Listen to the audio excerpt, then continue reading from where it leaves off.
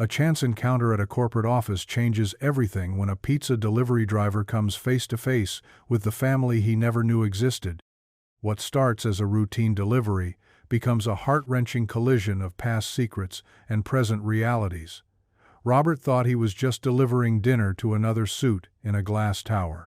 He never expected to hear those two words that would shatter his carefully rebuilt world: Daddy. Sometimes the universe has a twisted sense of timing, bringing together what was torn apart by lies, pride, and years of silence. One pizza, one moment, one child's innocent recognition. Everything changes.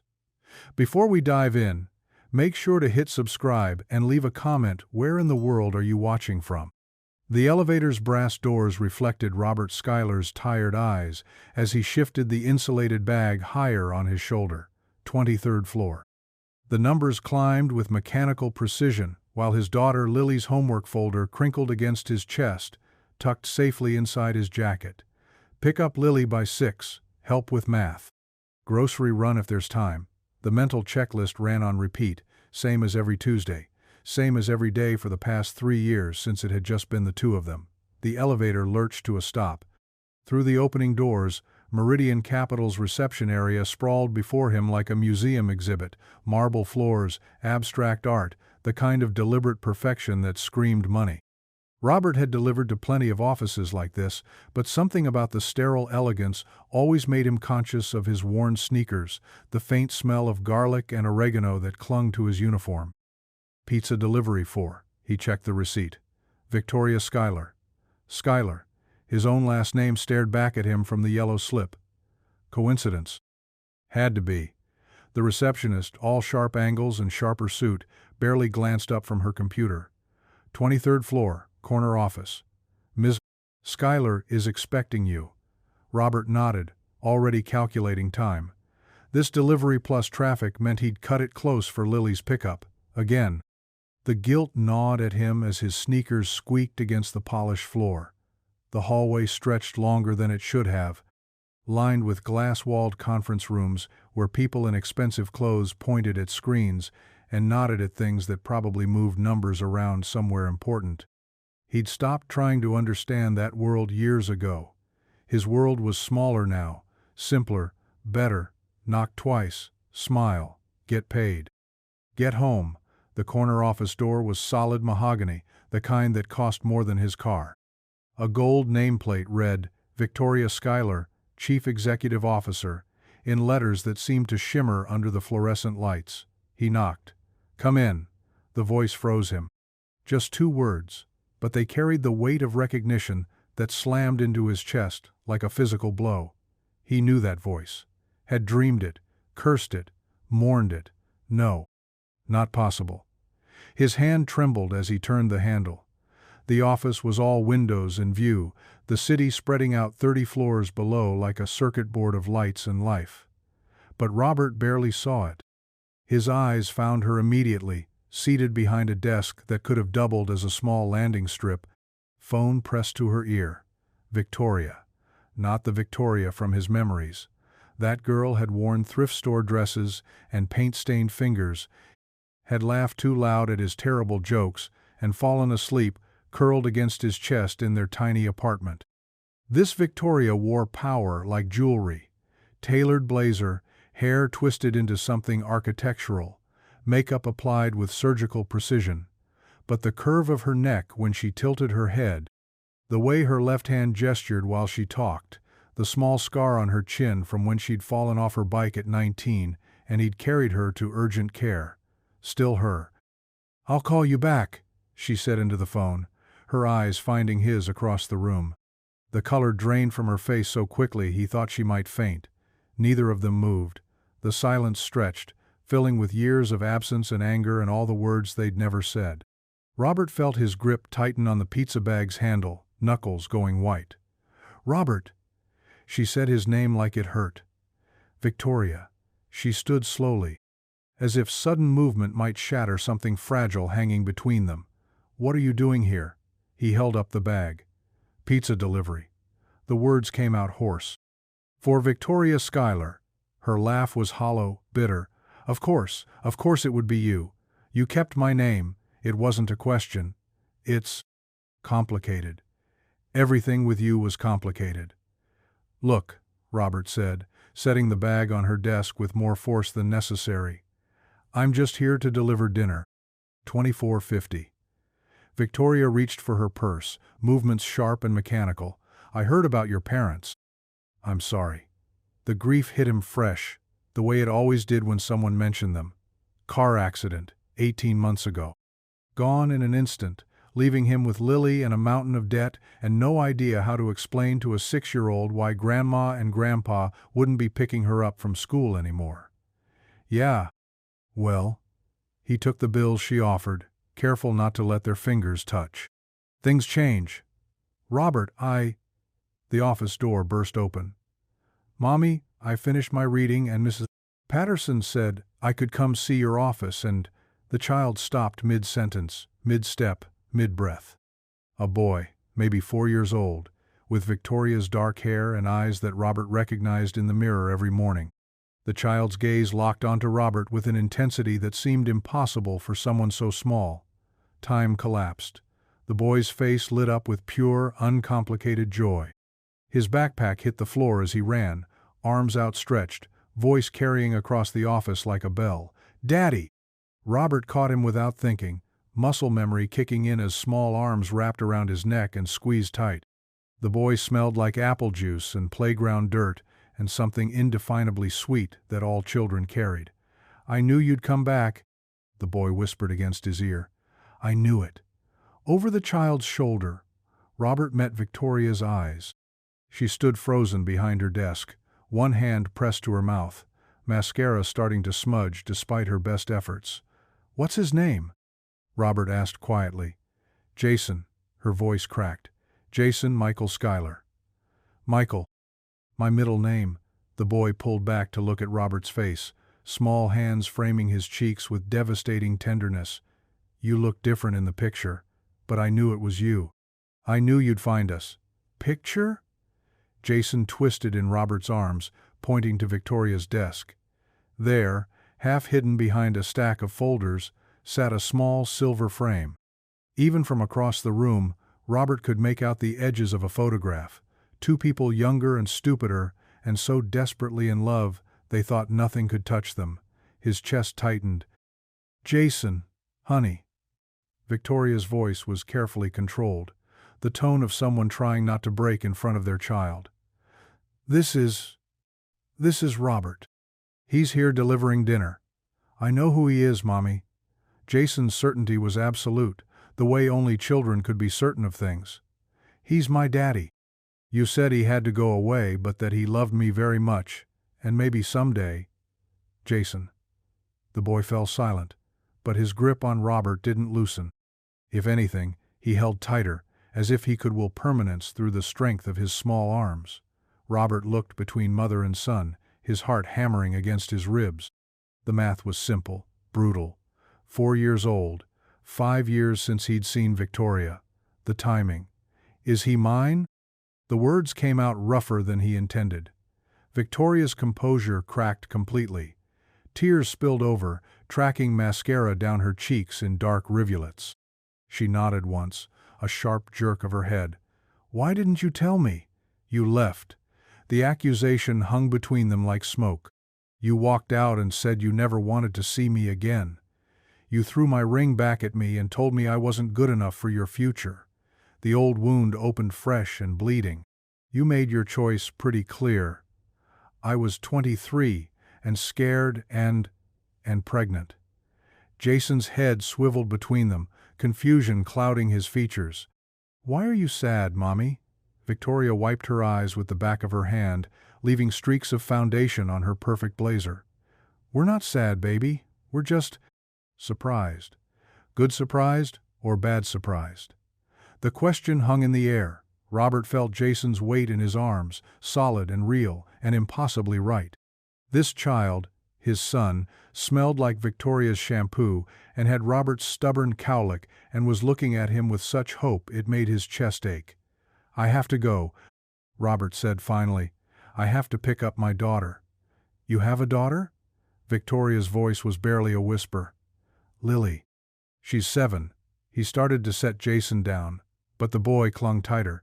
Don't go, Daddy. Please don't go again. The word, Daddy, hit him like a physical blow each time. This child had been calling him that, had been waiting for him, had been living with a picture on his mother's desk and a story about a father who had to go away but loved him very much. Robert felt something crack inside his chest. He looked at Victoria, then back at Jason. I'll come back. Tomorrow. We need to talk. Promise? Jason's eyes were wide, desperate. Robert hesitated. Promises were dangerous things. Promises could be broken, and this child had already been broken enough. But the hope in those eyes, his eyes, was too much to bear. I promise. Jason finally let him go, stepping back with a smile that could have powered the entire building. I'm going to tell Mrs. Patterson that my daddy found me. She's going to be so happy. Robert grabbed the empty pizza bag, his hands shaking slightly. The money Victoria had given him was still crumpled in his palm, forgotten. Tomorrow, he said to Victoria. We talk tomorrow. She nodded, still crying, still beautiful, still the woman who had once been his entire world and then torn it apart with 5 words. I think we want different things. Robert walked to the door on unsteady legs. Just before he stepped into the hallway, he heard Jason's voice one more time. Bye, Daddy. I love you. He didn't trust himself to turn around, didn't trust himself to speak. Instead, he stepped into the hallway and let the mahogany door close between them with a soft click that sounded like the end of something, or maybe the beginning. The elevator ride down felt like falling. Robert stared at his reflection in the brass doors, seeing a stranger. An hour ago, he'd been a single father with 1 child and a simple life. Now he had a son. The lobby blurred past. The street noise felt muffled, distant. Robert walked to his beat-up Honda pizza bag slung over his shoulder and sat in the driver's seat without starting the engine. His phone buzzed. Text from Lily's school. Running late for pickup. Please confirm, ETA. I have a son. The thought wouldn't stick. It felt too big, too impossible. But Jason's arms around his neck had been real. The desperate joy in his voice when he'd screamed, Daddy, that had been real too. Robert started the engine and pulled into traffic, muscle memory carrying him toward Lily's school, while his mind reeled. He had to tell her, had to figure out how to explain to his 7-year-old daughter that she had a brother she'd never met, that her father had been keeping a secret he hadn't even known he was keeping. The guilt was already eating at him. 3 years of bedtime stories and homework help and scraped-knee kisses, and he'd never once mentioned the woman who had nearly become her stepmother. Never mentioned the relationship that had almost led to marriage before it imploded in accusations and hurt feelings and pride too stubborn to bend. I think we want different things. Victoria's words from 5 years ago echoed in his head as he navigated evening traffic. She'd been right, in a way. He'd wanted simple, a small wedding, a modest apartment, kids someday when they were ready. She'd wanted more, graduate school, career ambitions, a plan that stretched years into the future. They'd fought about it for months, small arguments that grew into bigger ones, differences that seemed insurmountable when they were both young and certain that love should be enough, but terrified that it wasn't. The night he'd proposed had been their last night together. She'd said yes, then taken it back an hour later when the reality hit her. The ring had gone flying across their tiny apartment along with accusations and tears and 5 years' worth of regret. You're asking me to give up everything I want to be. I'm asking you to want the same things I want. That's not how love works, Robert. But apparently love had left her pregnant. And she'd never told him. Robert pulled into the school parking lot 12 minutes late, scanning the pickup area for Lily's familiar purple backpack. There, by the flagpole, reading a book while Mrs. Henderson waited with her. His daughter looked up as he approached, brown eyes so much like his own lighting up with relief. Daddy, you're late. I know, sweetheart. I'm sorry. Work ran long. She slid her hand into his as they walked to the car, chattering about her day, about the art project she'd finished and the spelling test she thought she'd aced. Normal things, the kind of routine conversations that had become the backbone of their life together. How was he going to change that? How was he going to introduce chaos into the careful stability he'd built for her? "Daddy, you're quiet." Robert glanced down at Lily as he buckled her seatbelt. 7 years old, gap-toothed smile, hair that never stayed in its ponytail no matter how many times he tried to smooth it down. She looked like him, but she had her mother's curious eyes. Not Victoria, but Sarah, the woman who died giving birth to her, and left Robert a widower at 25 with no idea how to raise a daughter alone, until his parents had stepped in. Until they'd made it work, the three of them, building something beautiful out of tragedy. And now they were gone too, and it was just him and Lily against the world. Except now it wasn't just them anymore. "I need to tell you something, sweetheart." Lily's expression grew serious. She was good at reading his moods, had learned to sense when conversations were important. "Am I in trouble?" "No, baby. You're not in trouble." Robert started the car, buying himself time. "Do you remember when I used to tell you stories about before you were born? About the different places Daddy lived? Like the apartment with the loud neighbors?" "Right. Well, before that apartment I lived in another place. With a friend." Lily nodded, waiting. "This friend, we were very close. Like, we thought maybe we'd get married someday." "Like you and Mommy were married?" The innocent question hit him sideways. Lily had never known her biological mother, had grown up calling Robert's mom Grandma and never questioning the gap in her family story. He'd told her about Sarah in age-appropriate ways, that her mommy had loved her very much but got sick and went to heaven when Lily was born. "Different," Robert said carefully. "We never got married. We had a fight. A big one. And we stopped seeing each other. That's sad." It was sad. But sometimes people want different things, and they can't figure out how to want the same things together. Lily absorbed this with the gravity of a child trying to understand adult emotions. "Did you love her?" The question hung in the evening air. Robert stared out the windshield at the other parents collecting their children, at the ordinary chaos of school pickup that had become so precious to him. "Yes," he said finally. "I loved her very much." "Do you still love her?" "Do I?" 5 years of silence. 5 years of carefully not thinking about Victoria Schuyler, of building a life that didn't include the possibility of her. He dated occasionally, a few women who'd seemed understanding about his situation with Lily, who'd been kind and patient and ultimately not right for the space Sarah had left behind. But Victoria. Victoria had been before all of that. Victoria had been when he was still whole, still optimistic, still believed that wanting something badly enough was the same as deserving it. "It's complicated, sweetheart. Is she why you were late?" "Too smart." Lily was too smart, too observant. "I saw her today, at work, and I found out." He took a breath. "I found out that she has a little boy, and that little boy is your brother." Lily's eyes went wide. "I have a brother. You have a brother. Where has he been?" "With his mommy. She didn't tell me about him until today." The silence stretched. Robert watched Lily process this information, her face cycling through confusion, hurt, excitement, and back to confusion. "Why didn't she tell you?" "I don't know yet. We're going to talk about it tomorrow." "Can I meet him?" The hope in her voice was so much like Jason's it made his chest tight. "Maybe. If things work out." "What's his name?" "Jason. He's 4 years old." "4?" Lily's nose wrinkled. "That's little. You were 4 once. But I'm 7 now." "That's much bigger."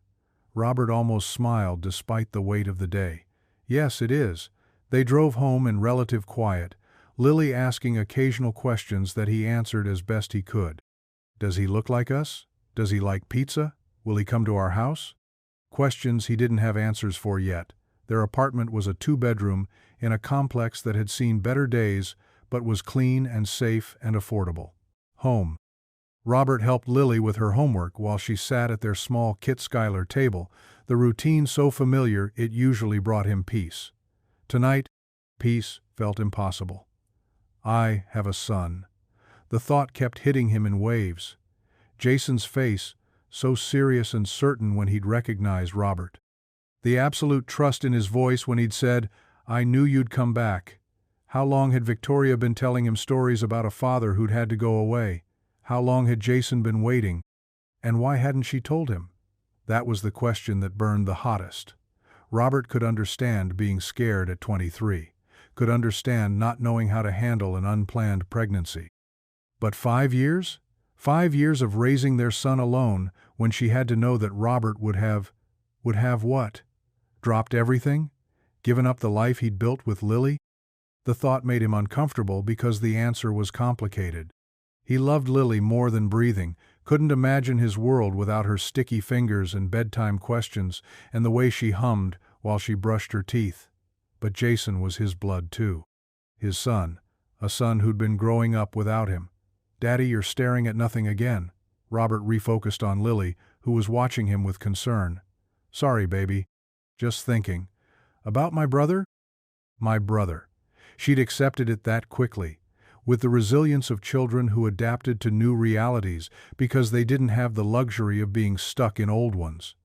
"Yeah, about your brother. I hope he's nice. I hope so too." After dinner, after Lily's bath, after the bedtime story that had become sacred routine, Robert sat in his living room and stared at his phone. Victoria's number was still in his contacts, marked with a little heart emoji from years ago that he'd never bothered to delete. He could call. Should call, probably. They needed to figure out what came next, how to navigate this impossible situation. But what did you say to the woman who'd broken your heart and then raised your child in secret? What did you say to the person who'd kept your son from you for 4 years? The anger was there, simmering under everything else. But so was something else, a longing he'd thought he'd buried, a pull toward the family he'd never known existed. Robert set the phone down without calling. Tomorrow. They'd talk tomorrow, like he'd promised. Tonight, he needed to sit with this new reality. Tonight, he needed to figure out how to be the father of 2 children instead of 1. Outside his window, the city hummed with evening life. Somewhere across town, in a corner office or an expensive condo or wherever Victoria lived now, Jason was probably getting ready for bed. Maybe asking when he'd see his daddy again. Maybe holding on to the memory of those few minutes when his world had suddenly made sense. And Victoria, what was Victoria thinking? Was she regretting the secret she'd kept? Planning what to say tomorrow? Wondering if Robert would fight for custody, for time, for the years he'd missed? He didn't know. Couldn't know, until they sat down and tried to untangle 5 years of silence and hurt and the love that had never quite died, just gone dormant under layers of pride and circumstance. Robert got up to check on Lily one more time before bed. She was asleep, arms wrapped around the stuffed elephant she'd had since she was 2, face peaceful in the glow of her nightlight. His daughter. One of his children. Tomorrow, he'd meet the other one properly. Tomorrow, he'd start figuring out how to be a father to the son he'd never known he had. Tomorrow, everything would change. Robert didn't sleep.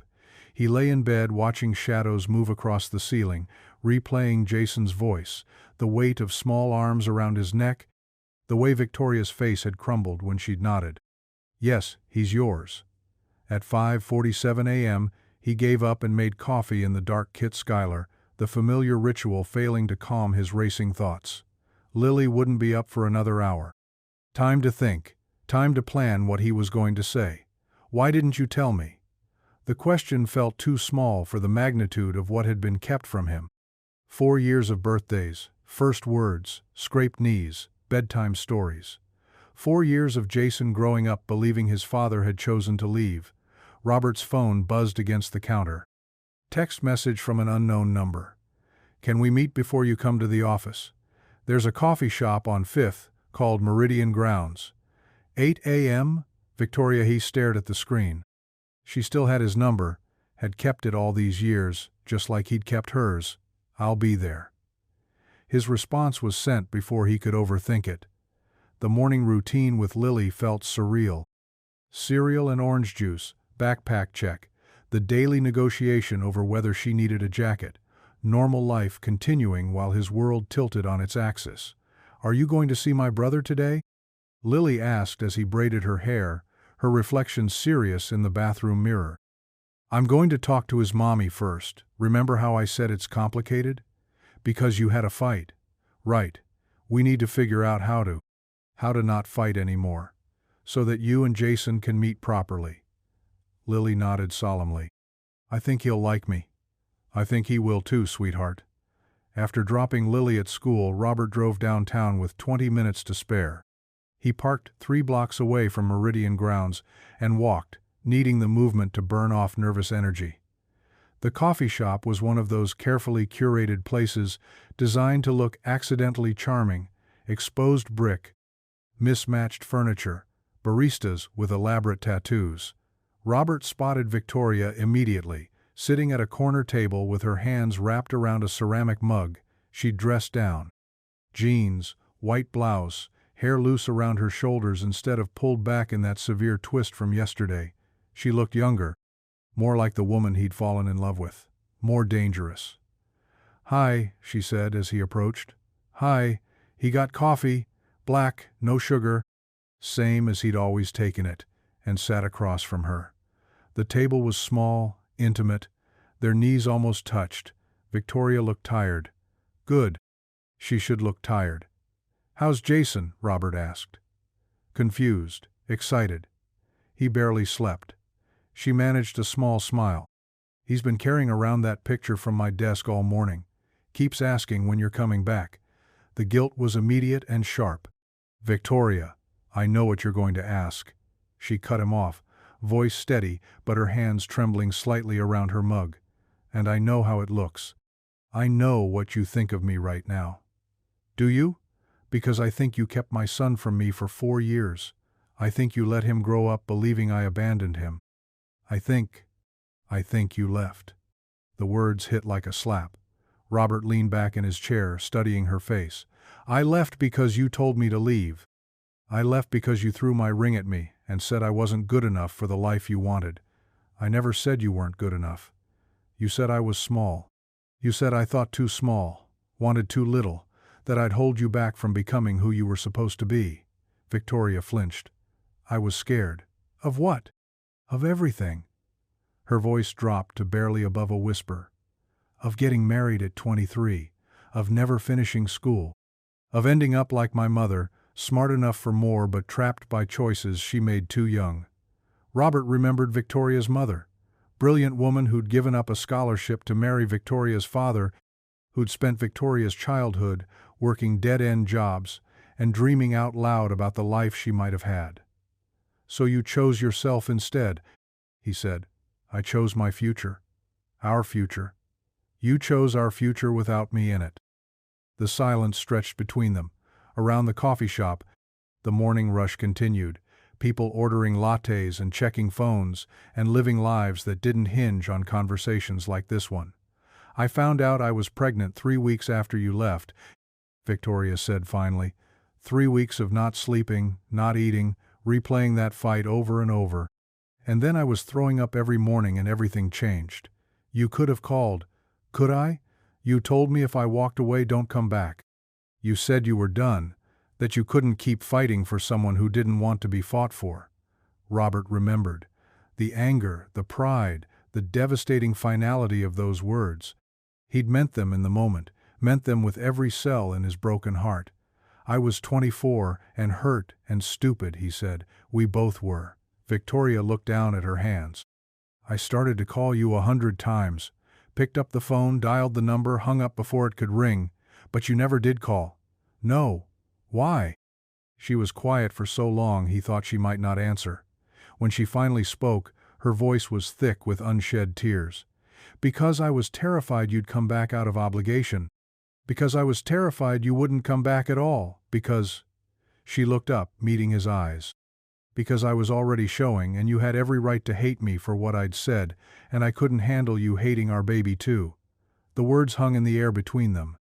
Robert felt something crack in his chest, not breaking but shifting, making space for a truth he hadn't wanted to acknowledge. He would have come back. Despite the hurt, despite the pride, Despite everything, if he'd known about Jason, he would have come back. But he might have come back for the wrong reasons. I wouldn't have hated him, Robert said quietly. I know that now. I knew it then too, really. But I was 23 and pregnant and alone, and I convinced myself that it was better to let you go. Better to let you build the life you wanted without me dragging you down. So you built yours instead. Victoria gestured around them, a bitter smile playing at her lips. Look how well that worked out. Corner office, 6-figure salary, respect of my peers, everything I thought I wanted. And I go home every night to a 4-year-old who asks why his daddy had to go away. And I tell him stories about you, about how funny you were, how you used to make pancakes shaped like dinosaurs, how you sang off-key in the shower but it didn't matter because you were happy. Robert felt his throat tighten. You told him about me. I told him everything. How we met at that terrible coffee shop near campus where the espresso machine was always broken. How you proposed during that thunderstorm because you said you wanted our engagement to be as dramatic as I was. How much you wanted kids someday. How you used to practice being a dad with my sister's baby. Memories flooded back. Victoria's nephew, 6 months old, falling asleep on Robert's chest during family dinners. The way Victoria had watched them, something soft and wondering in her expression. You're going to be such a good father someday. I told him his daddy loved him more than anything, but sometimes grown-ups have to make hard choices. I told him that didn't mean you stopped loving him. But it wasn't true, Robert said roughly. I didn't make a choice. I didn't know he existed. I know. Do you? Because Jason spent 4 years thinking I chose to leave him. 4 years thinking his father cared more about being angry than being his dad. Victoria's composure finally cracked. Tears spilled over, tracking down her cheeks in silent streams. I know I was wrong. I know I was selfish and scared, and I made the worst possible choice for everyone involved. Why now? Robert asked. Why keep him from me for 4 years and then let him call me daddy yesterday? Because he recognized you. Victoria wiped her eyes with the back of her hand. He's been asking about you more lately. Asking when you might visit. If you missed him. If he looked like you. And then you walked into my office and he just knew. He knew because you kept my picture on your desk. I kept your picture on my desk because I never stopped. She trailed off, shaking her head. Never stopped what? Loving you. The words came out as barely a whisper. I never stopped loving you, Robert, even when I hated myself for what I'd done. Even when I built this whole life that was supposed to prove I'd made the right choice. The confession sat between them like a live wire. Robert studied her face. The face he'd memorized years ago, that had haunted his dreams and his waking hours, until time had finally dulled the edges of missing her. She was still beautiful. Still the woman who'd made him believe in forever when he was too young to understand how complicated forever could be. I have a daughter, he said finally. Victoria nodded. Lily, I know. How do you know? I kept track. From a distance, I know about your parents, about Sarah. I know you've been raising Lily alone since she was born. Her voice grew quieter. I know you became exactly the kind of father I told Jason you were. The revelation hit him like cold water. You've been watching me. Not watching, just knowing. Making sure you were okay. For 4 years, you knew where I was and how to find me, and you never said anything. I didn't know how. What was I supposed to say? Hi. Remember me? The woman who broke your heart? Surprise? You have a son? Robert laughed, but there was no humor in it. Yeah, Victoria, that's exactly what you were supposed to say. They sat in silence, the weight of 4 years pressing down between them. Around the coffee shop, life continued. Conversations and laughter, and the ordinary sounds of people who weren't trying to untangle the threads of their past. What happens now? Victoria asked finally. It was the question Robert had been dreading. What did happen now? How did you suddenly become a father to a child you'd never known existed? How did you explain to your daughter that her world was about to get much more complicated? How did you forgive the woman who'd kept your son from you, especially when part of you understood why she'd done it. "I want to see him," Robert said. "I want to spend time with him. I want to be his father." "Okay. That's it? Just okay?" Victoria met his eyes, and he saw something there he recognized, the stubborn determination that had made him fall in love with her in the first place. "I've spent 4 years making decisions about Jason without you. I'm not going to make any more. What about your career, your big important life? My career will survive me being a human being instead of a machine. And my life." She glanced around the coffee shop, then back at him. "My life has been missing the most important parts of it for 5 years. Robert felt something shift in his chest. Not forgiveness, that would take time. But maybe the beginning of understanding. "I need to bring Lily into this. She deserves to know her brother. I'd like to meet her. If that's okay." The thought of Victoria meeting Lily made him nervous in ways he couldn't quite name. Lily was his in a way that was uncomplicated, pure. She was the life he'd built after everything fell apart. Bringing Victoria into that space felt dangerous. But Jason was Lily's brother. And Jason needed his father. "We'll figure it out," Robert said finally. "Together?" The word carried weight, implications and possibilities and the ghost of promises they'd made to each other years ago. "Together," he agreed. Victoria's smile was tentative but real. "Jason's going to be so happy. What about you?" The question surprised them both. Victoria looked down at her hands, then back up at him. "I'm terrified," she said honestly. "Terrified. I've ruined everything. Terrified it's too late to fix it. But Robert?"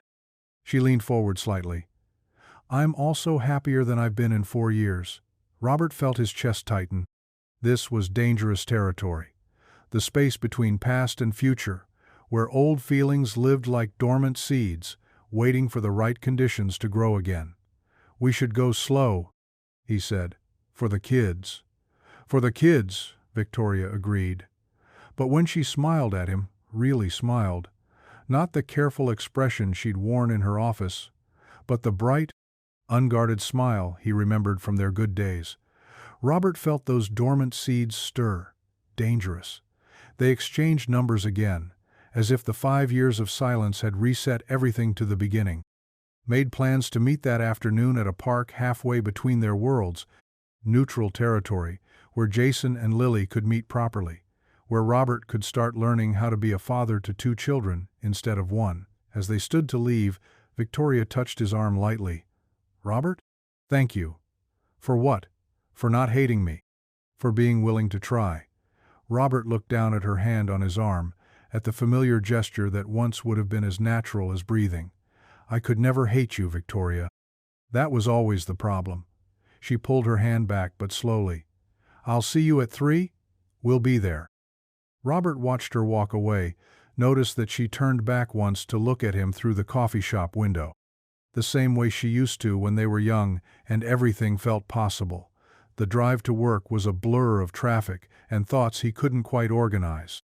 By the time he reached the pizza place where he'd been working for the past 2 years, Robert felt like he'd lived a week in the space of a morning. "You look like hell," said Tony, the owner, as Robert clocked in. Tony was 65 and had been running the shop since before Robert was born. Treated his employees like wayward sons he was constantly disappointed in but couldn't quite give up on. "Rough night. The kid okay?" "Yeah, Lily's fine. It's—" Robert tied his apron, searching for words. "It's complicated. It always is. You need time off?" The offer surprised him. Tony wasn't known for his flexibility, but he'd made exceptions for Robert over the years. Time off when Lily was sick, schedule changes for school events, the understanding that came from one single parent recognizing another. "Maybe. I'll let you know." The morning passed in a haze of phone orders and prep work. Robert moved through the familiar motions while his mind raced ahead to the afternoon, to the moment when his 2 worlds would collide. What if Lily didn't like Jason? What if Jason was overwhelmed? What if this whole thing was a mistake that would hurt everyone involved? What if seeing Victoria with their son made him remember why he'd loved her so much that losing her had nearly broken him? At noon, Robert left to pick up Lily from school. She was waiting by the flagpole again, but today she ran to him instead of walking. "Is today the day?" she asked breathlessly. "Do I get to meet my brother today?" "Yes," Robert said, unable to suppress a smile at her excitement. "But remember what we talked about. This is new for everyone. We need to be patient." "I know. I brought him something." She held up a small wrapped package, one of her books, by the feel of it. "Lily, you didn't have to. It's my favorite book about being brave." I thought maybe he might like it too. Robert felt his throat tighten. 7 years old, and she was already thinking about how to make her brother feel welcome. How to be the big sister she'd never had a chance to be. "I think that's perfect, sweetheart."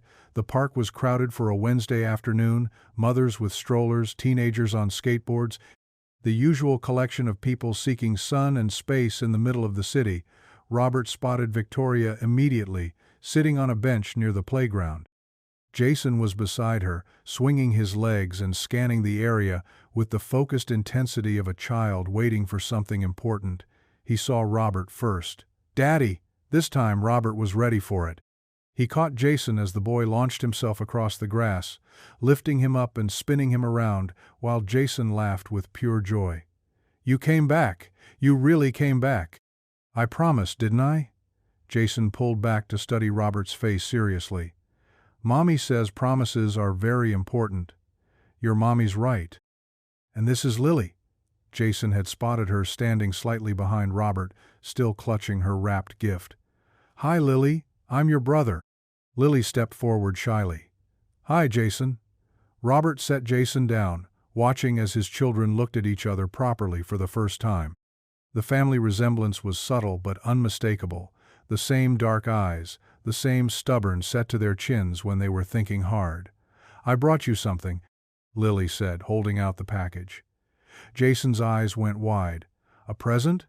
But it's not my birthday. Sometimes people give presents just because. My daddy taught me that." Jason looked to Robert for confirmation, and Robert nodded. "Go ahead, buddy, open it." The book was The Brave Little Mouse, one of Lily's favorites. Jason examined it carefully, running his fingers over the cover illustration. "I don't know how to read big words yet," he said. "That's okay," Lily replied seriously. "I can read it to you, if you want." "Really?" "Really." And just like that, they were sitting on the grass together, Lily opening the book while Jason scooted closer to see the pictures. Natural as breathing, as if they'd been siblings all their lives instead of strangers 5 minutes ago. Robert felt Victoria appear beside him. "She's beautiful," Victoria said softly. "She looks just like you. She looks like her mother." The correction was gentle but important. Sarah deserved to be remembered, acknowledged as part of this family equation. "I'm sorry. I know this must be complicated for you too." Robert glanced at her. "Everything about this is complicated." They watched their children together, Jason pointing excitedly at pictures, while Lily read in her careful, precise voice. "Brothers and sister learning each other. He talks about you constantly," Victoria said after a moment. "Ever since yesterday. Daddy this, Daddy that. Mrs. Patterson, his preschool teacher, says she's never seen him so excited about anything." "What did you tell her?" "The truth. That his father is back in his life. Back." As if he'd chosen to leave in the first place. But watching Jason laugh at something Lily was reading, Robert found it harder to hold on to his anger. The past was complicated, tangled with mistakes, and pride, and 20-something certainty that the world was black and white instead of infinite shades of gray. What mattered now was the future. What mattered now was these two children who were already acting like they'd known each other forever. "Daddy, come sit with us," Jason called. "Lily's reading about a mouse who goes on adventures." Robert joined them on the grass, Jason immediately crawling into his lap while Lily continued reading. Victoria sat nearby, close enough to be part of the group but far enough away to give Robert space. This could be their life. The thought hit him suddenly, powerfully. This family circle, these children who were already bonding, this woman who still made his chest tight when she smiled. It could be their life, if they could figure out how to navigate the wreckage of their past. "Daddy?" Jason's voice was small, uncertain. "Are you going to go away again?" The question hung in the afternoon air. Lily stopped reading, looking up at Robert with concern. Victoria went very still. Robert met Jason's eyes, trusting, hopeful, already a little scared. "No, buddy, I'm not going anywhere. Promise?" The word carried the weight of 4 years of absence, of bedtime stories about a father who'd had to go away, of a little boy's faith that someday, somehow, his daddy would come home. "I promise." Jason smiled and settled back against Robert's chest, satisfied. Lily resumed reading, her voice steady and sure. Victoria wiped away tears she probably thought no one could see. And Robert held his son and listened to his daughter and thought that maybe, just maybe, they could figure out how to be a family. Even if he had no idea what that would look like. Even if forgiveness was still a work in progress. Even if the woman sitting 3 feet away still had the power to break his heart all over again. For now, this moment was enough. This grass beneath them, these children between them, this tentative beginning of something that might grow into forever, if they were brave enough to let it. 3 weeks later, Robert's life had split into 2 distinct halves. There was the before, quiet mornings with Lily, predictable routines, a world that fit inside the boundaries of work and school and bedtime stories. And there was the after, weekends at the park with Jason, careful text exchanges with Victoria about pickup times and allergies and whether 4-year-olds could handle PG movies. The after was messier, more complicated, more alive. Robert was loading dinner plates into the dishwasher when Lily appeared in the Kit Schuyler doorway, dragging her stuffed elephant and wearing the serious expression that meant important questions were coming. "Daddy, when is Jason going to come here?" Robert paused, a plate halfway to the rack. They'd been meeting in neutral spaces, parks, museums, the children's section of the library. Carefully choreographed encounters where everyone could retreat to their separate lives when things got overwhelming. "What do you mean, sweetheart?" "He always goes home with his mommy. I want him to see my room. I want to show him my nightlight that makes stars on the ceiling." The longing in her voice was unmistakable. Lily had embraced having a brother with the wholehearted enthusiasm of a child who'd never had siblings before. She talked about Jason constantly, drew pictures of stick figures labeled "My Family," with 4 people holding hands, asked daily when they could see him again. "That's something we'd have to talk about with Jason's mommy." "Why?" "Because it's complicated," Robert thought. Because having Jason in their apartment would make this real in a way that scared him. Because once Victoria walked through that door, she'd see how he lived, the mismatched furniture and hand-me-down toys and all the careful compromises of single parenthood on a pizza delivery budget. Because he wasn't ready for that kind of vulnerable. Because grown-ups have to make plans, he said instead. Lily considered this with the gravity of someone weighing cosmic injustice. That's silly. Kids don't need plans to be friends. Kids don't need plans to be family. That night, after Lily was asleep, Robert found himself staring at his phone.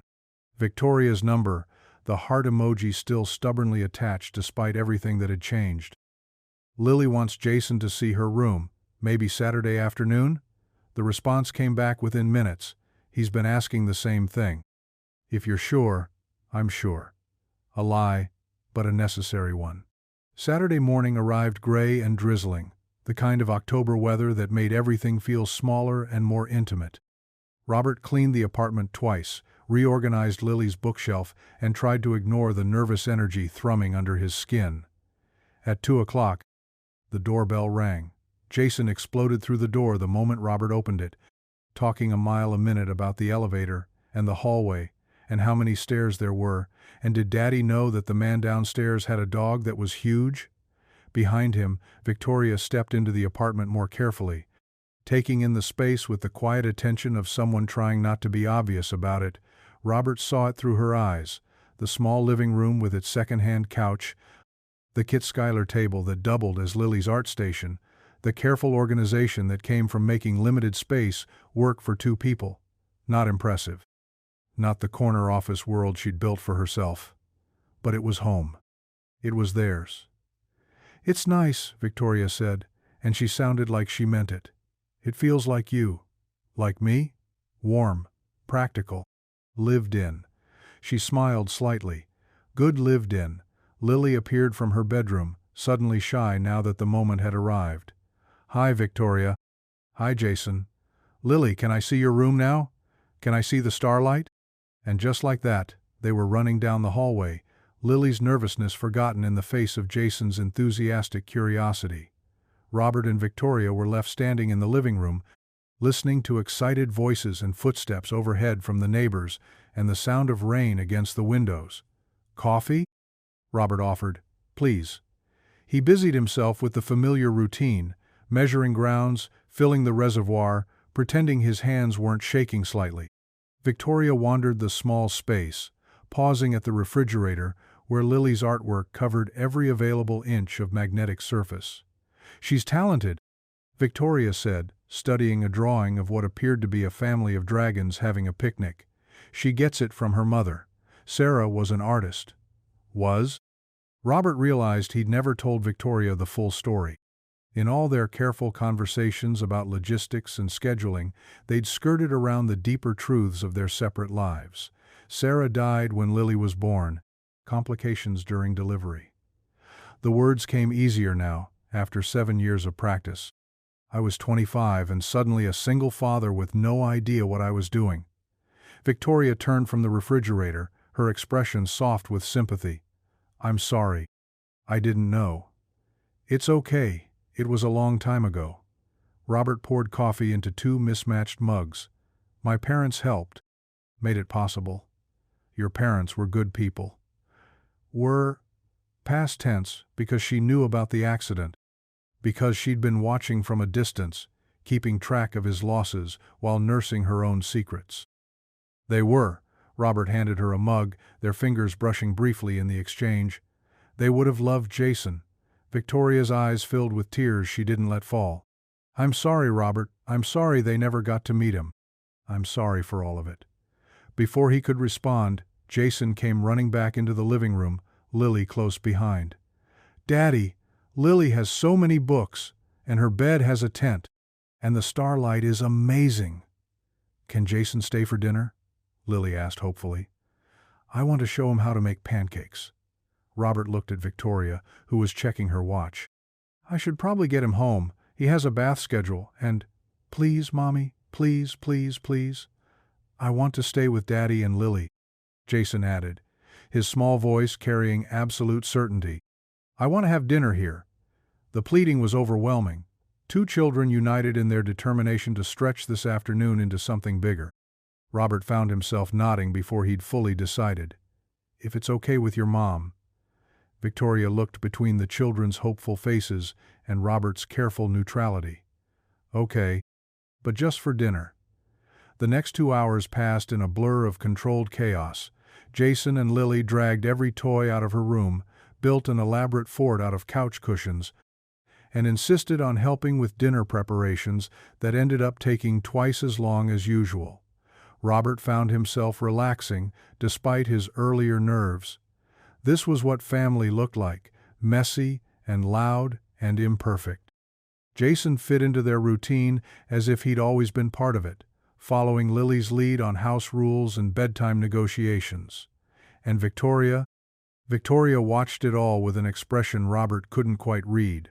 Wistful, maybe, or sad, or something more complicated than either.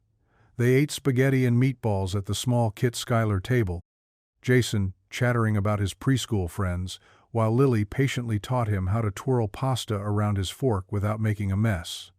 Normal. Domestic. Everything Robert had thought he'd wanted 5 years ago.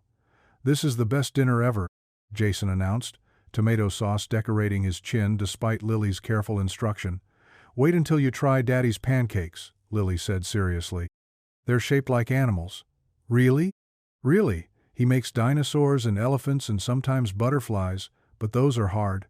Jason turned to Robert with reverent awe. "You make butterfly pancakes?" "I try. They don't always turn out looking like butterflies." "Can you make me one tomorrow?" The innocent question hung in the air. Tomorrow. As if Jason expected to wake up here, as if this was his home too.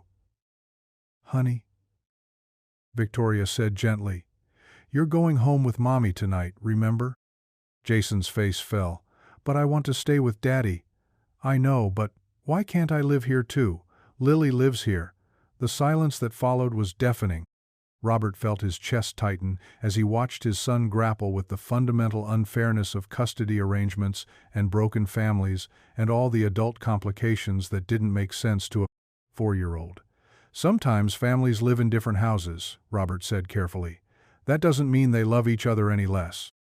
But I want us all to live together, like a real family, out of the mouths of babes." Victoria's face crumpled slightly before she composed herself. "We are a real family, baby. Just a different kind of family." "I don't like different kinds. I like the regular kind." Lily reached across the table and patted Jason's hand with the solemn gravity of an older sister. "Different isn't bad. My daddy says different just means special." "Do you think we're special?" Jason asked her. "I think we're the most special family ever." Robert felt something break open in his chest. These children, navigating complexity with a grace that put their parents to shame. Building bridges across the gaps that adult pride and fear had created. After dinner, Jason fell asleep on the couch during a movie, curled against Lily like they'd been siblings their whole lives. Victoria covered him with a throw blanket, her movements gentle and familiar. "I should wake him up," she said softly. "Get him home. Let him sleep a little longer," Robert suggested. "He looks peaceful." They stood watching their children sleep, the room quiet except for the steady rhythm of breathing and rain against the windows. Intimate without meaning to be, like a glimpse of the life they'd almost had. "This is what I was afraid of," Victoria said suddenly. "What?" "This." She gestured at the scene before them. "How right it feels, how easy." Robert understood. The pull of domesticity, of family dinners and shared bedtime routines and children who called them both by the names that mattered most. It would be so simple to slide into this life, to let the past fade into background noise. Too simple, too dangerous. "Victoria, I know it's not that easy. I know we have things to figure out." She looked at him directly for the first time all evening. "But Robert, when I watch you with him, when I see how he looks at you." "How does he look at me?" "Like you hung the moon, like every story I ever told him about his daddy just came true." The words hit him squarely in the chest. Robert sank into the armchair across from the couch, suddenly exhausted by the weight of being someone's hero. "I don't know how to do this," he admitted. "I don't know how to be his father and your whatever we are. I don't know how to make this work without someone getting hurt." Victoria sat on the edge of the coffee table, close enough that their knees almost touched. "We'll figure it out. Will we? Because 3 weeks ago, I had a simple life. Lily and me against the world, and that was enough. Now I have a son who wants butterfly pancakes and a daughter who's planning sleepovers and you sitting in my living room like what? Like you belong here. Like you never left. Like I never stopped loving you. Like everything's fine. Like we can just pick up where we left off." Victoria was quiet for a long moment, her gaze steady on his face. "Is that what you think I want?" "I don't know what you want. I want my son to have his father. I want Jason to know that he's loved and wanted, and that his daddy didn't choose to leave him." Her voice grew softer. "And I want to stop hating myself for the choice I made 5 years ago." "And what about what I want? What do you want, Robert?" The question hung between them, loaded with years of hurt and hope, and all the things they'd never said to each other. "I want to forgive you. I want to trust you. I want to believe that we could build something real this time, something that won't fall apart the moment things get difficult. I want to wake up in a house where both my children live. I want Jason to have butterfly pancakes for breakfast, and Lily to have someone to share her nightlight stars with. I want you. I've always wanted you. Even when I hated you for leaving, even when I convinced myself I was better off alone. But saying any of that out loud felt like stepping off a cliff with no guarantee of safe landing. I want what's best for the kids," he said instead. Victoria's expression flickered, disappointment maybe, or resignation. "Of course. The kids." That has to be our priority." "You're right." She stood, moving to wake Jason. "We should go." "Victoria, wait." She paused, but didn't turn around. "This doesn't have to be complicated," Robert said. "We can co-parent. We can make it work for Jason and Lily without making it about us." Now she did turn, and the look on her face was one he recognized from 5 years ago. The expression she'd worn when she'd realized they wanted different things. "Right. Co-parenting." She lifted Jason gently, and he stirred but didn't wake. "That's very mature of us." "Victoria." "It's fine, Robert. You're absolutely right. This should be about the children." She gathered Jason's jacket and shoes while Robert watched, feeling like he'd said the wrong thing but not sure what the right thing would have been. At the door, Victoria paused. "For what it's worth," she said quietly, "I never stopped wanting the same things you wanted. I just convinced myself I wanted something else instead." Before Robert could respond, she was gone, carrying their sleeping son down the hallway toward the elevator. Robert closed the door and leaned against it, listening to Lily's soft breathing from the living room, where she'd fallen asleep during the movie too. "I never stopped wanting the same things you wanted." What did that mean? What were they supposed to do with that information? He carried Lily to her bed, tucking her in with the practiced ease of 7 years of single parenthood. She stirred as he pulled her blanket up to her chin. "Daddy? Is Jason coming back tomorrow?" "Not tomorrow, sweetheart. But soon." "Good." She yawned, already drifting back toward sleep. "I like having a brother. I like having a brother." Robert kissed her forehead and retreated to his own room, where he lay awake staring at the ceiling and replaying the evening. Jason's easy integration into their routine. Victoria's wistful expression as she watched the children play. The moment when simple co-parenting had felt like the most inadequate solution in the world. We can make it work for Jason and Lily without making it about us. But what if it was already about them? What if the kids were just the excuse to explore something they'd both been too scared to name? What if everything they'd told themselves about moving on and building separate lives was just another way of being afraid? His phone buzzed on the nightstand. Text from Victoria. "Thank you for tonight. Jason hasn't stopped talking about butterfly pancakes." Robert stared at the screen for a long time before typing back. "Sunday morning. If you want to bring him over." The response came quickly. "Are you sure?" Robert thought about Jason's sleeping face, about Lily's excitement at having a brother, about the way Victoria had looked at their makeshift family around the dinner table. "I'm sure. Thank you." A pause, then another message. "Robert? I meant what I said earlier, about wanting the same things." This time, Robert didn't hesitate. "I know, that's what scares me." 3 dots appeared, disappeared, appeared again. Finally, "Me too." Robert set the phone aside and closed his eyes, but sleep was a long time coming. Outside, the rain continued to fall, washing the city clean for whatever came next. Sunday morning. Butterfly pancakes. 2 children who wanted to be siblings and 2 adults who were still figuring out how to be in the same room without falling apart or falling back into old patterns. It wasn't simple. It wasn't easy. But maybe, Robert thought as he finally drifted toward sleep, it didn't have to be either of those things to be worth trying.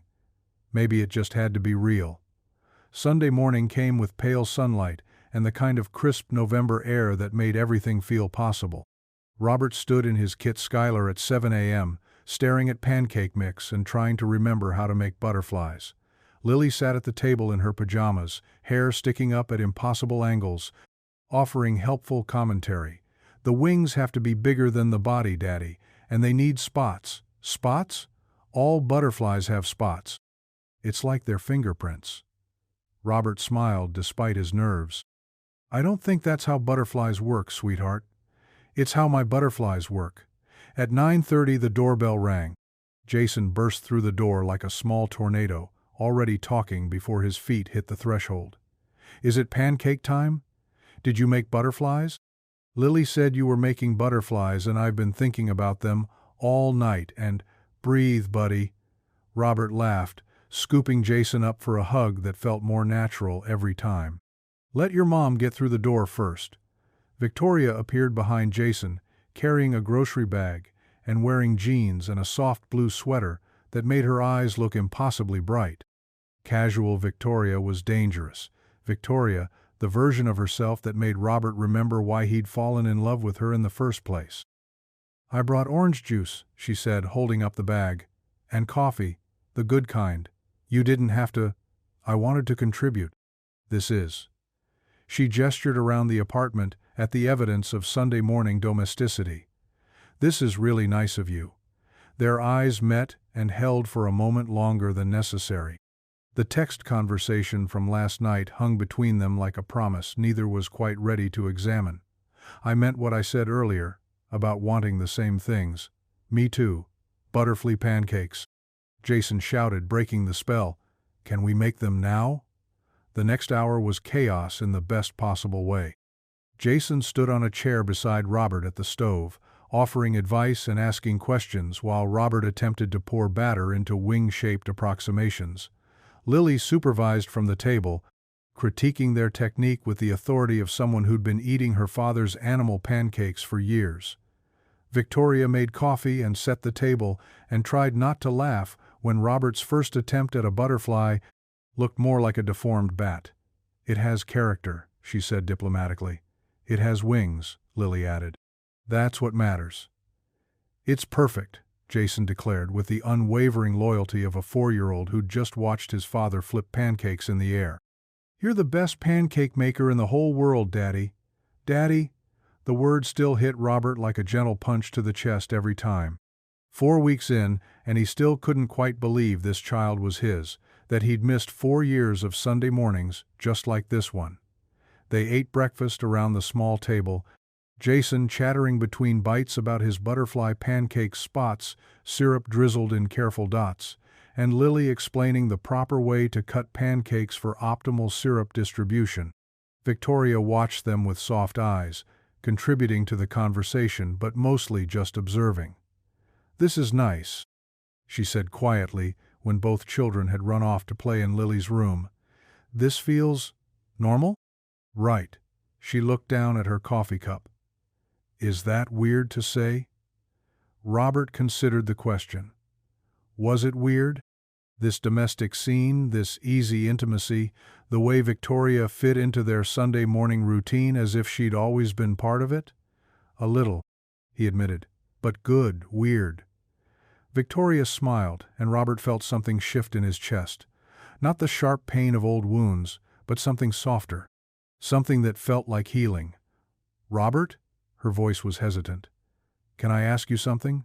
Sure. What are we doing? The question he'd been avoiding for weeks.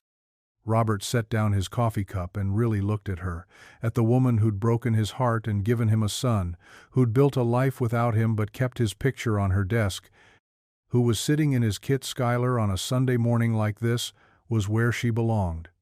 I don't know, he said honestly. What do you want us to be doing? I want. Victoria started, then stopped. Started again. I want to not be scared anymore. Scared of what? Of this. Of you. Of the way it feels when you look at me like you used to. She took a shaky breath. Of the way it feels when Jason calls you Daddy and you light up like someone just gave you the world. Robert felt his throat tighten. Victoria. I'm scared because I know I don't deserve this. I know I don't deserve to walk back into your life and find you still you, still the man I fell in love with, just better. More patient, more kind, more everything I was too young and stupid to appreciate. You're not the same person you were 5 years ago either. No, I'm not. I'm harder now, more careful. I've spent 5 years building walls around everything that matters because it's easier than risking getting hurt again. Robert studied her face, seeing the truth of it in the careful way she held herself, the way she'd been measuring every word and gesture since they'd started this delicate dance around each other. What changed? He asked. Watching you with them. Victoria glanced toward Lily's room, where the sound of giggles and whispered plotting drifted down the hallway. Watching you be the father I always knew you'd be. Watching you give Jason everything I tried to convince myself he didn't need. He needed his father. He needed you. Specifically, you. Not some generic father figure, but Robert Schuyler, who makes butterfly pancakes and carries emergency Band-Aids and remembers that Lily doesn't like the crusts cut off her sandwiches, but Jason thinks crusts are the best part. The observation was so specific, so tenderly noticed, that Robert felt his careful emotional distance crumble a little more. You've been paying attention. I've been paying attention to you for 5 years, Robert. Even when I was trying not to. Even when I convinced myself I was over you. The confession hung between them, raw and honest in the morning light streaming through his Kit Schuyler window. Are you? Robert asked quietly. Over me? Victoria's laugh was soft and sad and full of years of missing him. What do you think? Before Robert could answer, Jason came running back into the Kit Schuyler, dragging Lily behind him. Daddy, Mommy, we have an idea. Oh no, Victoria said with mock concern. That sounds dangerous. It's a good idea, Lily assured her seriously. We want to have a sleepover. Robert felt his stomach drop. A sleepover? Here, Jason added helpfully. Both of us. Tonight. Honey, Victoria said gently, I don't think. Please, Mommy, please, please, please. I want to see Lily's nightlight make stars on the ceiling, and we want to build a fort and tell stories, and I want to show Jason how to make shadow puppets, Lily interrupted. And we can have popcorn for dinner if Daddy says it's okay. Both children looked at their parents with the kind of desperate hope that made saying no feel like crushing dreams. Kids, Robert started. That's a big. I could stay too, Victoria said suddenly. On the couch, to help with. Logistics. The offer caught him off guard. Victoria, spending the night in his apartment. Victoria, still here when he woke up tomorrow morning. Dangerous territory. You don't have to. I want to.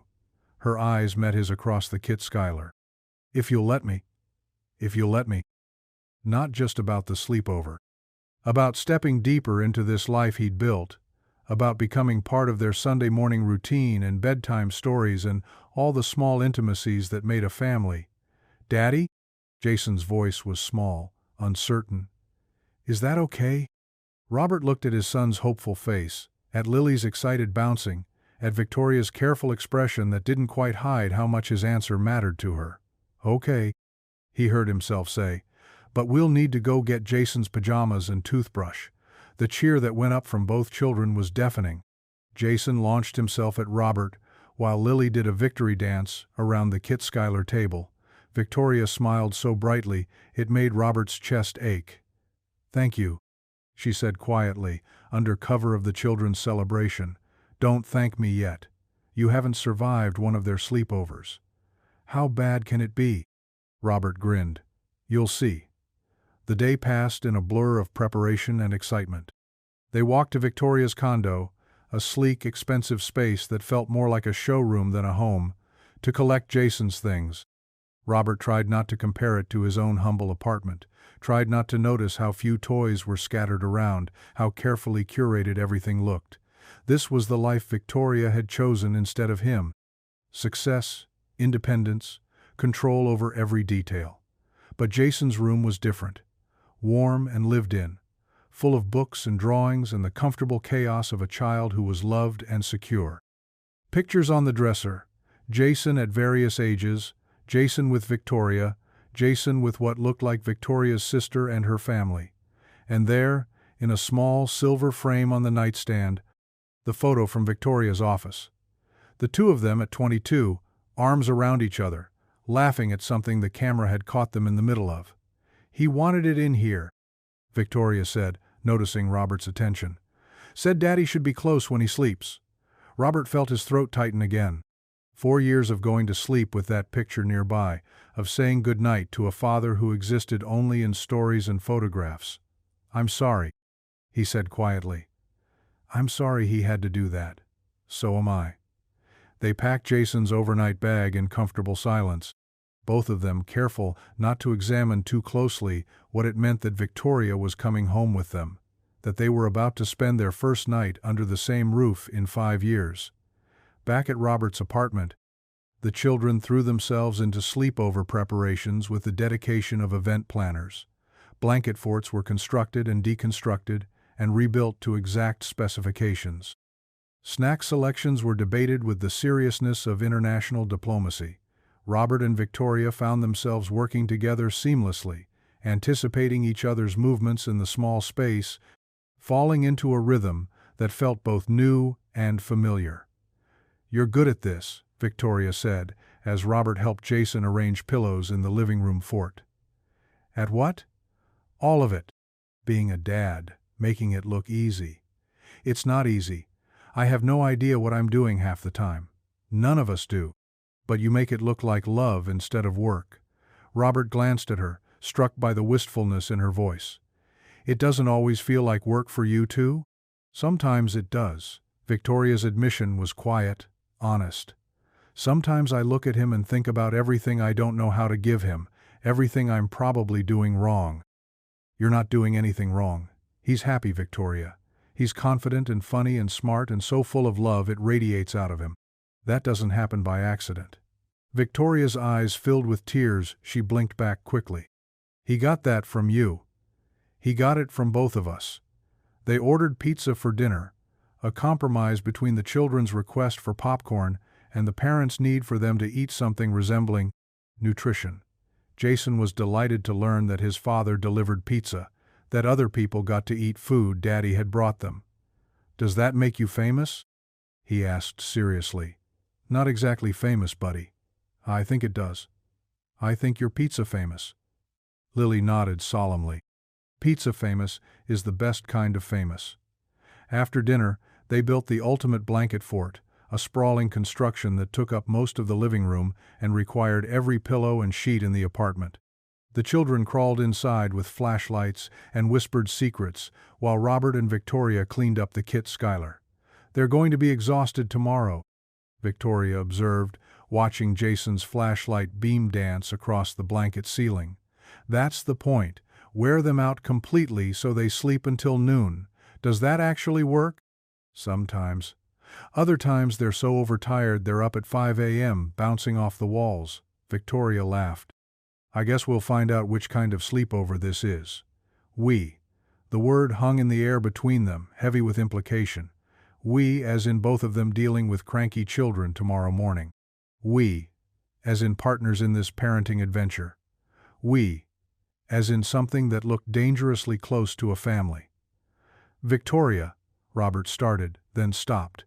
What was he going to say? That he was terrified of how right this felt? That he was already imagining more nights like this, more Sunday mornings, more moments when they moved around each other like they belonged in the same space? "I know," she said softly. "I'm scared too." They finished the dishes in silence, hyper-aware of each other in the small space. When Victoria reached around him for a dish towel, her arm brushed his back, and Robert felt the contact like electricity. When he moved past her to put plates away, she pressed back against the counter to give him room, but not quite far enough to avoid the whisper of contact. 5 years of distance and hurt and careful avoidance, and they still moved around each other like they were magnetized. "Story time," Lily called from the fort. "Daddy, we need a story." "What kind of story?" Robert asked, grateful for the interruption. Adventure story. With dragons." "And princesses," Jason added. "And a dog," Lily shouted. "And ice cream," Jason countered. "You can't have ice cream in a dragon story," Lily protested. "Yes, you can. The dragon can like ice cream." Robert looked at Victoria helplessly. "Any requests from the adults?" "Surprise us," she said, settling cross-legged beside the fort entrance. So Robert told them a story about a brave princess and her loyal dog who discovered that the fearsome dragon terrorizing their kingdom was actually just lonely and had been breathing fire because no one had ever offered to share ice cream with him. The children listened with rapt attention, interrupting occasionally to ask important questions about the dragon's ice cream preferences and whether the dog got to ride on the dragon's back. When the story ended, both children were yawning despite their protests that they weren't tired at all. "Teeth brushed, both of you," Victoria said in her mother voice. And pajamas. There was the usual bedtime chaos. Arguments about whose turn it was in the bathroom, negotiations about how many stories they were allowed, last-minute requests for water and snacks and one more hug. Finally, both children were settled in the blanket fort, flashlights dimmed to nightlight levels, whispered conversations growing softer and less frequent. Robert and Victoria found themselves alone in the Kit Schuyler again, the apartment quiet except for occasional giggles from the living room and the sound of traffic outside. "Wine?" Robert offered. "I think I have a bottle somewhere. Please." He found a bottle of red wine that had been a housewarming gift months ago, poured 2 glasses, and handed one to Victoria. She was leaning against the counter, looking tired but content, hair loose around her shoulders. "Cheers," she said, raising her glass. "To surviving our first sleepover. We haven't survived it yet. Wait until 3 a.m. when Jason decides he's homesick." Optimist. They drank in comfortable silence, listening to the children's voices fade toward sleep. The apartment felt different with Victoria in it, fuller somehow, like a picture that had been missing a crucial element. "Robert?" Victoria's voice was soft, hesitant. "What happens after tonight?" The question he'd been avoiding all day. What did happen? Did they go back to careful scheduling and neutral meeting places? Did they pretend this domestic intimacy hadn't felt as natural as breathing? Did they keep pretending they were just co-parents when everything about today had felt like something much deeper? "I don't know," he admitted. "What do you want to happen?" Victoria set down her wine glass and turned to face him fully. In the soft Kit Schuyler light, she looked young again, like the woman who'd said yes to his proposal before fear had made her take it back. "I want to stop being afraid," she said. "I want to stop pretending that this is just about giving Jason his father back." Robert's heart started beating faster. "What else is it about?" "It's about the fact that I never got over you. It's about the fact that watching you with our children makes me remember why I fell in love with you in the first place." She took a shaky breath. "It's about the fact that I spent 5 years building a life that looked perfect on paper but felt empty because the most important parts of it were missing. Victoria, I know I don't deserve another chance. I know I have no right to ask for one after what I did. But Robert, if there's any part of you that still—" She trailed off, unable to finish. "Still what?" "Still loves me." The words hung between them, brave and vulnerable, and everything Robert had been afraid to hope for. He set down his own wine glass and stepped closer to her, close enough to see the flecks of gold in her dark eyes, close enough to smell her perfume and feel the warmth radiating from her skin. "Victoria," he said quietly, "I never stopped loving you. That was the problem." Her breath caught. "Robert, I tried. God knows I tried. I dated other people, built a life with Lily, convinced myself I was better off without you. But every time I saw a woman with dark hair, every time someone laughed a certain way, every time Jason smiled at me with your eyes." He cupped her face gently in his hands. "I never stopped loving you." Tears spilled over, tracking down her cheeks. "I'm so sorry. I'm so sorry for all of it. I know. Can you forgive me?" Robert studied her face, the face he'd memorized and mourned and dreamed about for 5 years. The face of the woman who'd given him his son, who'd broken his heart, and was now asking him to trust her with it again. "I already have," he said, and realized it was true. "I forgave you the moment Jason called me Daddy." Victoria's sob was quiet, relieved. "I love you. I never stopped loving you." And then Robert was kissing her, soft and careful at first, then deeper as she melted against him. She tasted like wine and forgiveness, and all the Sunday mornings they'd missed, all the family dinners and bedtime stories and quiet moments they could still have if they were brave enough to try. When they finally broke apart, both of them were crying. "What now?" Victoria whispered against his lips. "Now we figure it out. Together. Together. Together." From the living room came the sound of peaceful breathing, 2 children fast asleep in their blanket fort, dreaming of dragons who loved ice cream and families who lived in the same house.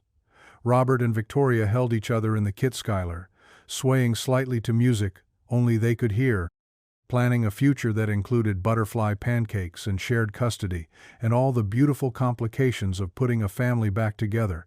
It wouldn't be easy. There would be difficult conversations and legal paperwork and the delicate work of learning to trust each other again. But standing there with Victoria in his arms, listening to their children sleep, Robert thought it might just be worth every complicated, beautiful minute of it. They had time now. Time to rebuild what they'd lost. Time to create something new from the ashes of their old dreams.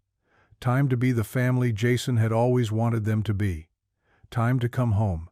6 months later, Robert woke to the sound of whispered plotting. He kept his eyes closed, listening to the familiar voices drifting from the kit Skylar, Lily's careful pronunciation explaining something important to Jason's enthusiastic questions, punctuated by Victoria's soft laughter and the clink of dishes. Sunday morning. Their Sunday morning now, in the house they'd found together 3 months ago. Not his apartment or her condo, but something new. Something that belonged to all of them. The smell of coffee and bacon drew him from bed, but he paused in the hallway to watch the scene through the kit Skylar doorway. Victoria stood at the stove, hair pulled back in a messy ponytail, wearing one of his old t-shirts over pajama pants. Jason sat on the counter beside her, carefully counting bacon strips, while Lily set the table with the concentrated attention she brought to all important tasks. A family. His family. "Daddy's awake," Jason announced without turning around. Some mysterious child. Radar alerting him to Robert's presence. "How do you always know?" Robert asked, stepping into the kit Skylar. "I have superpowers," Jason said seriously. "And you walk really loud. Charming. Good morning to you too, buddy." Victoria turned with a smile that still made his chest tight after all these months. "Coffee's ready, and before you ask, yes, I remembered to feed the fish." Robert glanced at the small aquarium on the counter, Jason's latest obsession, home to 3 goldfish, with names that changed daily depending on his mood. Today, they were apparently Superman, Batman, and Lily. "Why am I a fish?" Lily asked, following his gaze. "Because you're the best swimmer," Jason explained, with 4-year-old logic. "That makes sense," she said solemnly, accepting the honor. Robert poured coffee and settled at the table, watching his children negotiate the complex politics of Sunday morning breakfast. 6 months of this, and he still sometimes had to convince himself it was real. The transition hadn't been seamless. There had been difficult conversations with lawyers about custody arrangements that were rendered moot by love, awkward dinners where they all tried too hard to be a family instead of just being one. Nights when Victoria went back to her condo because moving too fast felt like tempting fate. But slowly, carefully, they'd built something new from the foundation of what they'd almost had before. "What's the plan for today?" Victoria asked, sliding a plate of bacon toward him. "Park?" Lily suggested hopefully. "Museum?" Jason countered. "The one with the dinosaurs." "We were just at the museum," Robert pointed out. "But they might have new dinosaurs." Robert caught Victoria's eye across the table, and she shrugged with the expression of someone who'd learned to pick her battles. "Museum it is," Robert said, "but we're packing lunch. I'm not paying $20 for chicken nuggets again." "Yay!" Jason cheered, launching himself from his chair to do a victory dance around the kit Skylar. Lily rolled her eyes with the long-suffering patience of an older sister. "He's very dramatic." "He gets it from his mother," Robert said, ducking as Victoria threw a dish towel at him. "I am not dramatic," she protested dramatically. "Says the woman who once cried because the grocery store was out of her favorite pasta sauce." It was a very emotional week. It was Tuesday. Jason stopped dancing to look between his parents with fascination. "Were you always silly together?" The question caught them both off guard. Robert felt Victoria's eyes on him as he considered how to answer. Were they silly together before? He remembered laughter, but it had felt different then. Younger, more carefree, untested by real life. This felt deeper. Silliness earned through surviving the hard things, joy that was more precious because they knew how easily it could be lost. "We're sillier now," Victoria said finally, and Robert knew she understood. After breakfast, they loaded the car with the complicated logistics of a family outing, snacks and water bottles, and Jason's dinosaur book, and Lily's sketching pad and Victoria's camera, because she was documenting everything these days, as if she wanted proof that this happiness was real. The museum was crowded with other families navigating Sunday adventures.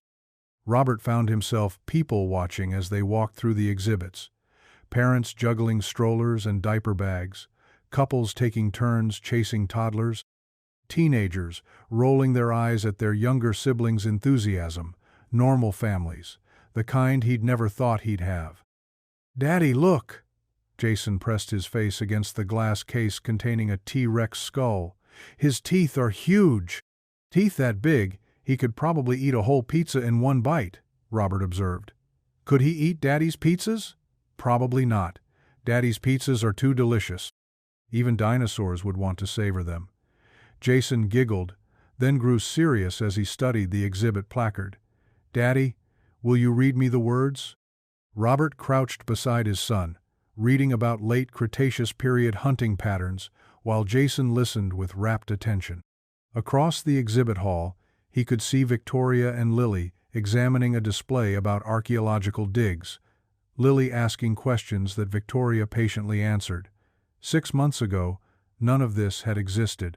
6 months ago, Robert had been a single father with one child, and a simple life. 6 months ago, Victoria had been a CEO with a corner office and a secret that was eating her alive. Now, look at them. "Mr. Robert?" He turned to find a familiar face. Mrs. Patterson, Jason's preschool teacher, standing with what appeared to be her own family. "Mrs. Patterson, good to see you." "You too. And this must be the famous Lily I've heard so much about." Lily stepped forward with careful politeness. "Nice to meet you. Jason talks about you constantly," Mrs. Patterson said with a warm smile. "His big sister this, his big sister that. You're quite the celebrity in our classroom." Lily beamed, standing a little taller. "And you must be Victoria," Mrs. Patterson continued, turning to include Victoria in the conversation. "I have to say, I've never seen a child as happy as Jason has been these past few months. Whatever you all are doing, it's working." Victoria's eyes filled with the quick tears that still came whenever someone acknowledged their family in casual, matter-of-fact ways. "Thank you, that means a lot." After Mrs. Patterson moved on with her family, they found themselves standing in a quiet corner of the museum, the weight of the interaction settling around them. "She's right, you know," Victoria said quietly. "He's different now. Happier." "We all are," Robert replied. Victoria looked at him, then at the children who were now debating the relative merits of Triceratops versus Stegosaurus with the seriousness of paleontologists. "Sometimes I can't believe this is real," she admitted. "Sometimes I wake up and expect it all to be a dream." Robert understood. Even now, 6 months in, happiness felt fragile, like something they had to handle carefully or risk breaking it all over again. "It's real," he said, taking her hand. "We're real." Victoria squeezed his fingers. "I know. It just feels too good to be true sometimes." "Hey!" Robert turned to face her fully, speaking quietly so the children wouldn't overhear. "We're not the same people who fell apart 5 years ago. We're older, smarter, better at knowing what matters." "What matters?" Robert gestured at Jason and Lily, now engaged in animated discussion with another family about dinosaur eating habits. "This, them, us. Sunday mornings and museum trips, and the way Jason still calls me Daddy like it's the most natural thing in the world." Victoria smiled, the worried crease between her eyebrows smoothing out. "You're right. I'm always right. You should write that down." "Don't push it, Skylar." They spent another hour wandering the museum, Jason collecting facts about every dinosaur they encountered, while Lily sketched her favorites in careful detail, normal family things. The kind of afternoon Robert had dreamed about but never quite believed he'd have. On the drive home, both children fell asleep in their car seats, exhausted by their paleontological adventures. Victoria turned in the passenger seat to watch them sleep, her expression soft with contentment. "Penny, for your thoughts," Robert said quietly. "I was thinking about that first day," Victoria replied. "When you delivered pizza to my office and Jason called you Daddy, I was so terrified." "Of what?" "Of hoping. Of letting myself believe that maybe we could fix what we'd broken." She glanced at him. "I'd gotten used to the idea that some things couldn't be repaired, that some mistakes were too big to come back from." Robert reached across the console to take her hand. "And now? Now I think maybe the best things in life are worth fighting for, even when you think it's too late. Even when you think you don't deserve another chance." They drove the rest of the way home in comfortable silence, the kind of quiet that came from being perfectly content in each other's company. At home, they transferred sleeping children to beds, moving through the familiar routine with practiced ease. Jason stirred as Robert tucked him in, eyes opening just enough to mumble, "Love you, Daddy," before drifting back to sleep. Lily was already deep in dreams, curled around her stuffed elephant with Lily's sketch pad fallen open beside her pillow. Victoria picked it up carefully, pausing to examine the drawing. A family of 4 standing in front of a house, all holding hands under a bright yellow sun. "She drew us," Victoria whispered, showing Robert the picture. The figures were simple but unmistakable. Tall man with dark hair, woman with a ponytail.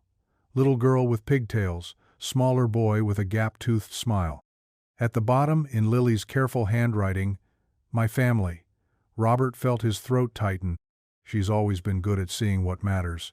They retreated to the living room, settling on the couch with glasses of wine and the quiet satisfaction of a day well spent.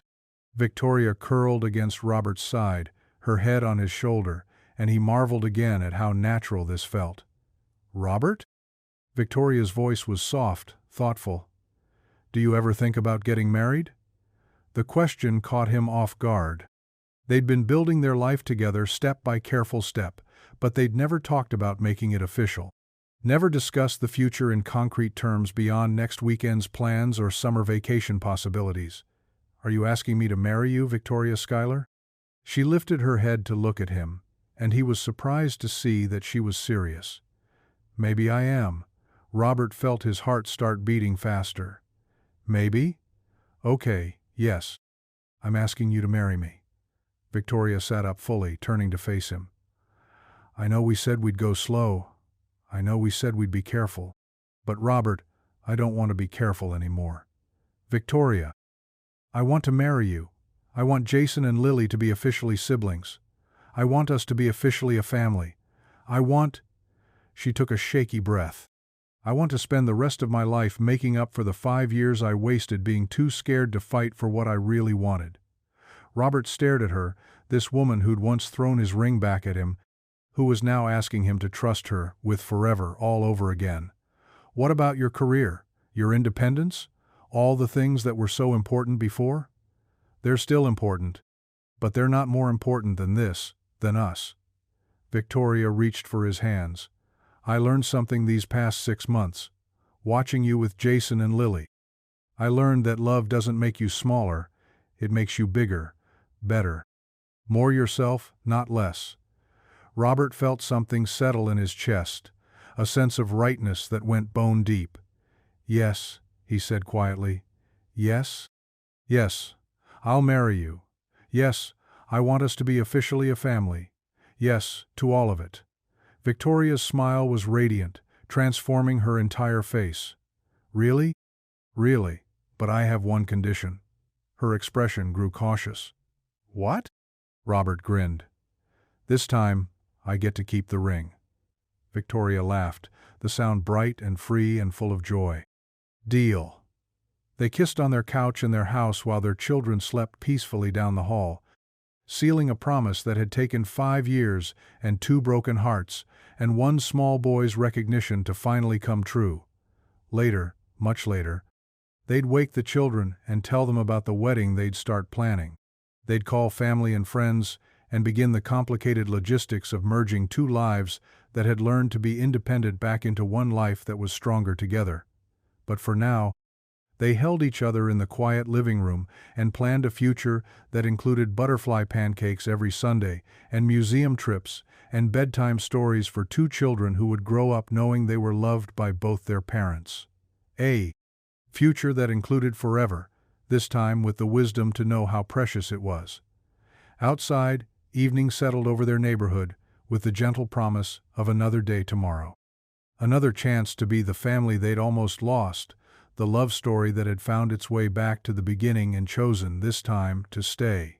Robert looked at Victoria, his partner, his co-parent, his almost wife, and thought about the long road that had brought them here. The mistakes and misunderstandings, the pride and fear that had kept them apart, the love that had survived it all and grown stronger for the testing. Some stories, he realized, weren't meant to end the first time around. Some stories were meant to be interrupted, to send their characters on separate journeys so they could come back to each other wiser, braver, ready for the love they'd been too young to handle before. This was their second chance, their beginning again, and this time they were going to get it right. In the morning, Jason would wake up asking about dinosaurs and demanding butterfly pancakes. Lily would emerge with bedhead and important observations about the day ahead. Victoria would make coffee and pack lunches and handle the 1,000 small logistics that made their life work. Normal family chaos. Beautiful, ordinary, everything Robert had ever wanted. He pulled Victoria closer, breathing in the scent of her shampoo, listening to the quiet sounds of their house settling around them. Home. Finally, completely, home.